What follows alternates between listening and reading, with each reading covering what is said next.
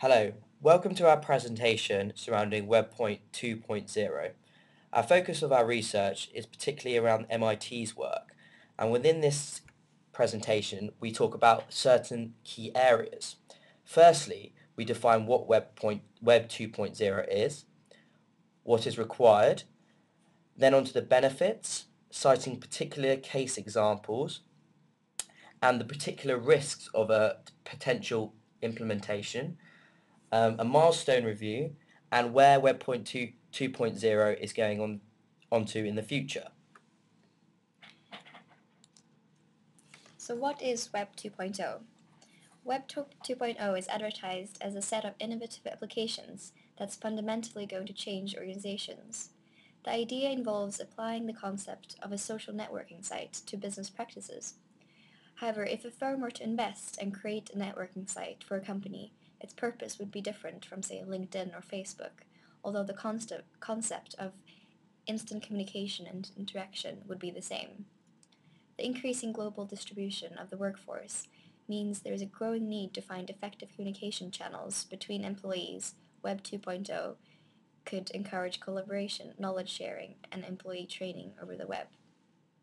The application of the concept of Web 2.0 to business practices is expected to become the next important investment for developing multinationals, as it can connect employees in a more meaningful way compared to traditional e-learning systems. So what is required to implement Web 2.0? Collaboration technologies are becoming increasingly important in global digitized businesses. However, at the moment there's little understanding of how to best manage these tools and platforms from the viewpoint of IT. 5 key changes will be needed from 4 different stakeholders to successfully implement Web 2.0. Firstly, the IT department will need to develop different strategies, skills, and success factors. Secondly, the Human Resource Department will need to develop a new global job structure to move employee training from the globally distributed workforce to the Web 2.0 platform. Thirdly, management needs to redefine IT career paths and the accompanying required professional development. Further, employees and IT staff will need to be trained in how to effectively use Web 2.0. And lastly, but perhaps most importantly, the management and employees need to contribute to create a culture of collaboration to sustain the system in the long run.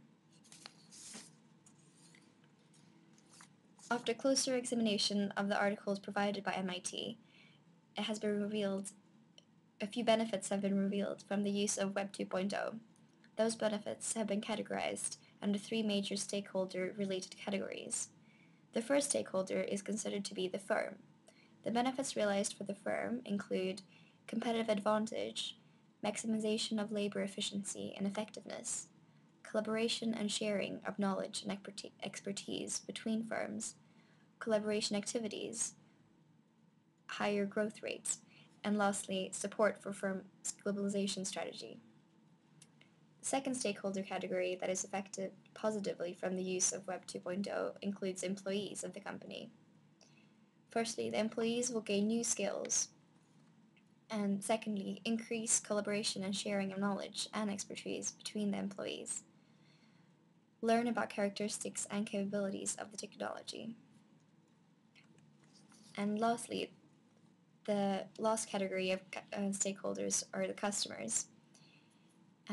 They will benefit by increase and strengthen connections between firm and its customers, a boost in customer expertise, and a raise in customer loyalty. Web 2.0 has been used by different types of organizations. I will now mention 3 companies that have successfully implemented Web 2.0. The first business case is the Credit Suisse Business School. They've managed to implement Web 2.0 and thereby deliver meaningful career development and learning.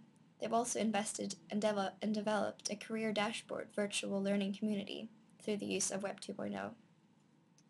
Secondly, BP is another company that have managed to train internal units to use virtual worlds for global collaboration.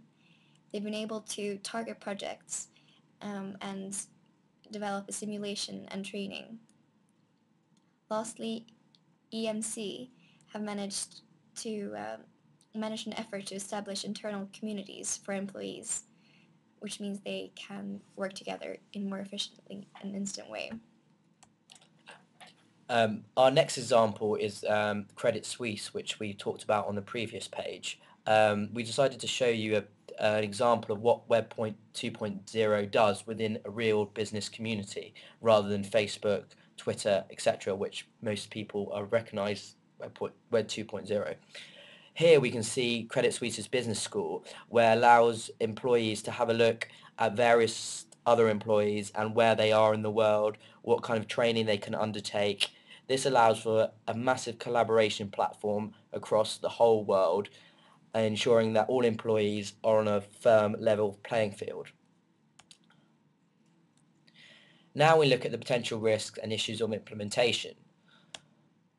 Firstly, we look at hard to specify business benefits. The greater dissatisfaction report when led by IT, prior forms of utilization technology, and challenge of skills, speed, vulnerability, and system growth. There's a clear need to experiment, and companies such as Banco Real, BP, EMC have all benefited from learning opportunities, target projects, and quick wins when using Web 2.0. The key is to evaluate and identify lessons learned and adapt accordingly.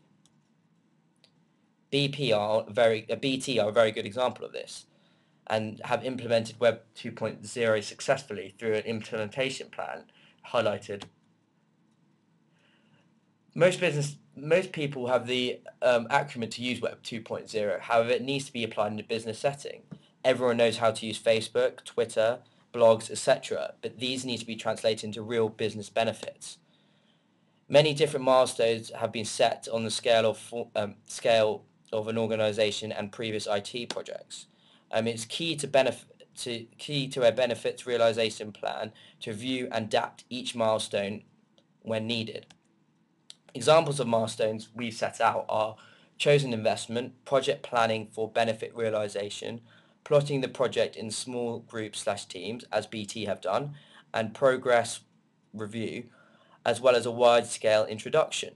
I think this is highly important when implementing a Web 2.0 project, and any project in that matter of fact. So, lastly, we talk about Web 2.0 going forward in the future. At present time, it's only really been used for traditional methods such as social networking. But in the future, it can be used in a more traditional environment, for example, Salesforce Chatter, which allows colleagues around the world to engage in sales and trading on a global scale. And eventually, there will be great revenue streams from current Web 2.0 concepts, e.g. Twitter, who have not made any money from their huge successful site, but may drive revenue through advertising and other forms of revenue potentially that could come in. Here's a good example of how Web 2.0 has developed to the present day, and how transactions, particularly the green bar, has increased year on year on year, and it seems that it's a very expanding trend within the internet and business world to use it more and more to collaborate people around the world. If you have any questions, please be free to email us, and thank you for listening. We appreciate it.